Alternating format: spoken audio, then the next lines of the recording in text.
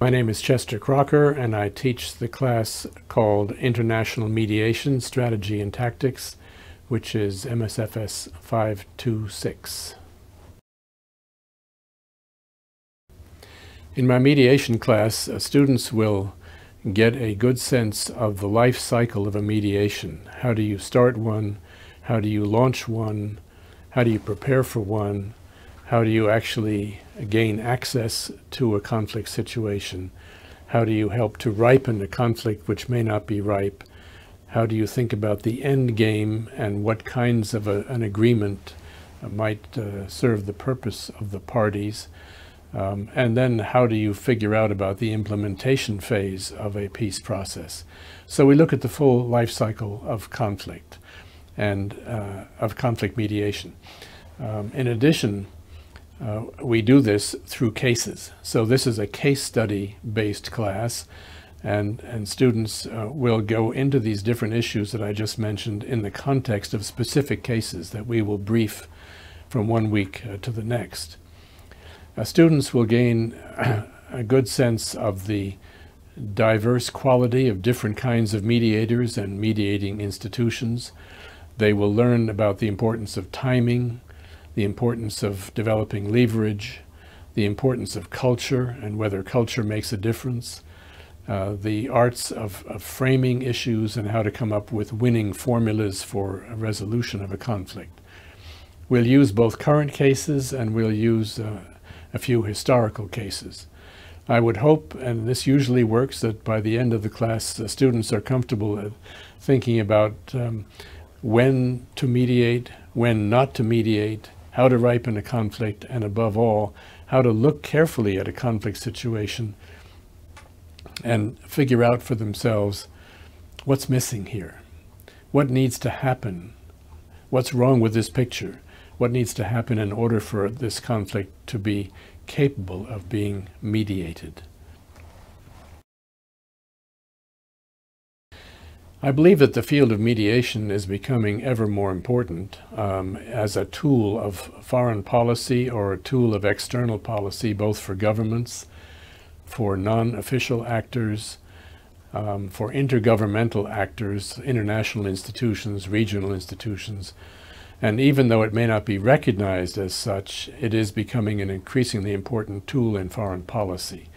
And in fact, it is being recognized as such in a number of organizational settings, certainly in the UN and the EU and the AU and other organizations that one might mention.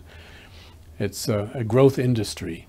That actually is a complicating factor because it means that quite often in conflict environments, there may be more than one mediator at work, and there can be competitive reflexes that develop. So more and more people are doing it. There are different methods that are useful in different contexts, and it's important to understand the different things that diverse types of mediators can bring to the issues. This seminar is a fairly deep dive into the mediation field, and students who take this class probably in most cases have some background in conflict issues, whether it's in conflict resolution or conflict management or conflict prevention, war and peace issues of that kind. Presumably they have that interest or they wouldn't volunteer to take a class like this. We do use a lot of cases, and we are, by the end of the semester, in a position to say that we have learned together from each other how to look at a current conflict and figure out what could be done by using all the methods that other people have used, by lessons learned from other cases, by distilling takeaways from other cases. But students in different concentrations are certainly welcome in the class, but I just think there might be some self-selecting, because it is a fairly deep dive in a fairly specific field. That's the mediation class.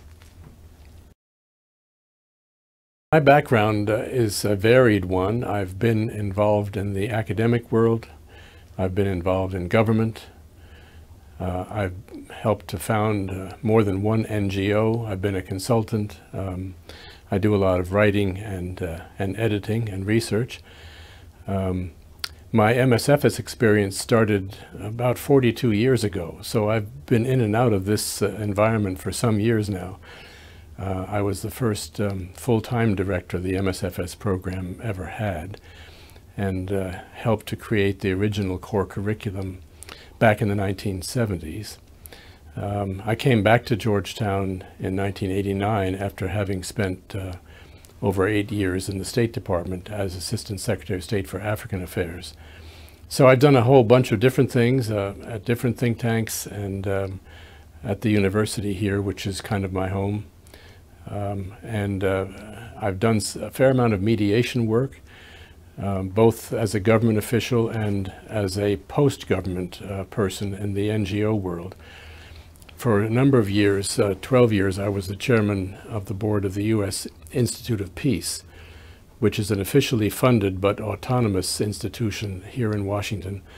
And in that context, while being chairman, helped to bring out a series of textbooks that I use as teaching materials for my courses here, but also had the chance to get involved in some, what you might call track 2 or track 1.5 mediation exercises in such places as Kosovo and the Western Sahara, Mozambique and other places. So it's been a varied career, and I spent enough years in government, over 10, to understand what works in practice and what doesn't work. But the real challenge is to see what works in theory and to try and make theory and practice come together, which I try to do in both of my classes.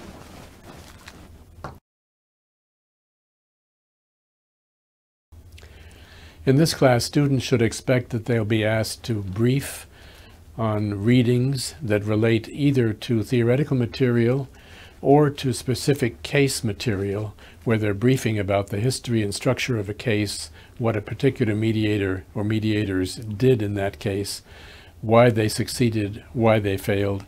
So there'll be some oral briefings of that kind, short 5-10 minute oral briefings accompanied by a one-pager. And we will have 2 brief take-home projects as well as a take-home final. One of the shorter take-homes during the semester will look at a historical case, and we'll look at the tradecraft, if you like, of the mediators in that case. The take-home final will be on a current case, and will give the class a chance to immerse themselves in the literature surrounding the latest developments in that case, and answer such questions as what's missing, what needs to happen, what is the mediator doing wrong or could do better, that sort of thing. So again, it's a case study based class, but it's situated in the literature of mediation and more broadly conflict management.